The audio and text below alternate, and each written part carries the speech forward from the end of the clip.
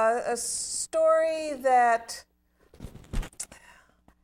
I heard about shortly after I had a huge problem at work and thought I hadn't been treated fairly by my boss. Oh, wow. So it's one of those folk stories that's also kind of a contemporary adaptation of the. Well, no, I left it set in ancient Syria, but to me, there's the heart of that story captures the heart of my experience. So the story actually worked for you as a story to tell because you'd gone through this bump in the road. Yes. And it also was entertaining and interesting for people who are listening to it. Mm-hmm. Well, that's got me intrigued. How about you? Hey, Kate, we want to hear this story. Okay.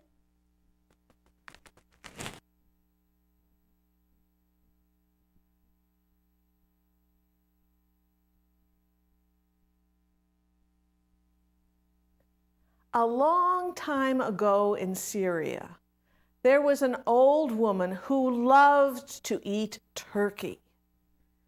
Oh, she had loved eating turkey all her adult life and had been able to do so when her husband was alive. They had a large flock of turkeys, and she could pretty much have turkey whenever she wanted it.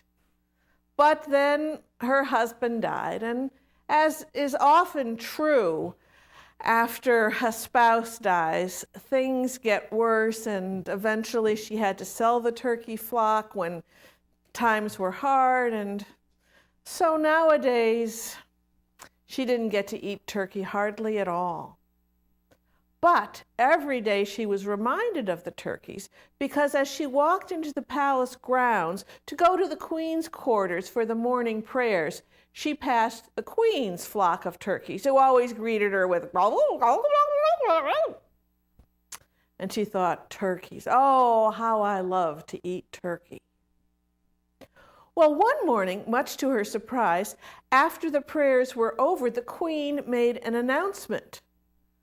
Tomorrow I am having some royal guests, and a number of my kitchen staff are ill. So I want some of you who know how to cook turkey to volunteer after the prayer service tomorrow to stay and work in the royal kitchen. I will be supervising what you do, and if I decide you have worked hard enough, you will be allowed to share in the leftovers from the feast.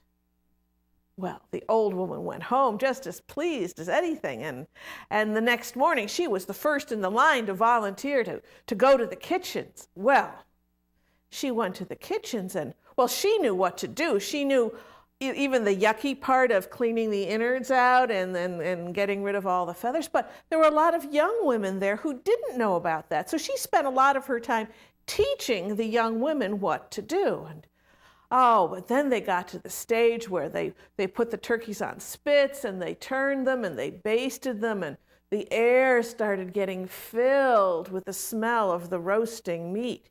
You remember how that is in your homes when a roasted meat is getting ready, or roasted vegetables in case you're vegetarian. So it was about that time that the queen made her first appearance and just casually looked around to see who was doing what. And then the time came, the turkeys were all done, and they were sliced up and put on the large platters that the royal servants carried into the royal dining room to serve the royal guests, while all the local women waited for the leftovers. And eventually the platters came back with a lot of food still on them. And the queen came back and said, oh, all of you line up. Yes, I saw you working. Yes, yes.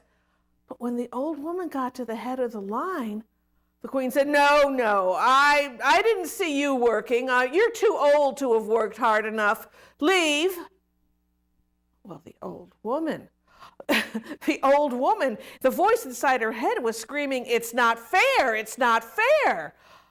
But the old woman had seen what had happened to people who had said such a thing to the queen. So she merely said, as you wish, Your Majesty, and left with just the smell of turkey for all of her hard work. But each step home it was, it's not fair, it's not fair, it's not fair. And for several days, that refrain was going over and over in her head, and she did not even go to the morning prayer service. She couldn't bear to think about the Queen. Luckily, she had some good news during that period. Her youngest son, the only one of her children who was not married, had decided to marry a wonderful young woman whom the old woman loved already as a daughter. And so the old woman was so pleased to hear of the marriage, but then she thought, oh, I wish I could contribute to the marriage feast, but, oh, and I would especially want to contribute turkey, but I don't have my turkey flock anymore. That good news had calmed her down enough. So the next morning, she once again returned to the palace grounds and passed the Queen's flock of turkeys going, and the old woman thought, you know, it almost sounds as if they could speak. And oh, if they could speak and we could understand them, imagine the sights they've seen in the palace. Imagine what they could tell us. Oh, that's how I'll get my own back from the Queen. Huh. So, after the prayer service that day, often the Queen would deign to listen to a few requests from the women in the village. And this was one of those days, and the old woman got right in line, and when it was her turn, next, the Queen said graciously, the old woman said, Your Majesty, when I was passing your turkey flock this morning, I noticed that they only gobbled. They didn't speak our language. Well, of course they don't speak our language. No one can teach turkeys how to speak our language. Oh, I can, Your Majesty. You can? Why, I'm having another royal feast in a month, and it would be quite amusing for my guests to hear turkeys speak our language. How many turkeys do you think you could teach to speak our language in a month? And the old woman thought about the number of turkeys she would want to establish her own turkey flock again, and said, oh, 30, Your Majesty. Excellent. But Your Majesty, I will need to feed them special things. Whatever, just tell my servant over there. Next.